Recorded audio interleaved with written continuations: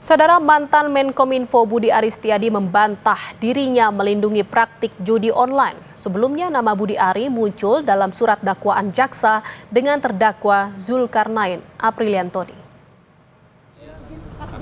Merespon munculnya nama dirinya dalam sidang kasus judi online, Budi Ari membantah mendapatkan jatah ataupun aliran dana dari judi online. Menurutnya tudingan keterlibatan dirinya dalam judi online hanyalah fitnah.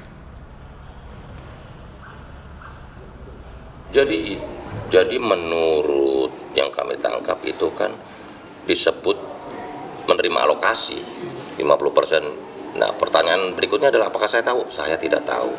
Apakah mereka pernah memberitahu? Mereka tidak pernah memberitahu. Yang ketiga, apalagi aliran dana. Gitu loh. Jadi bukan disebut atau menerima, tapi mereka itu kesepakatan di antara mereka.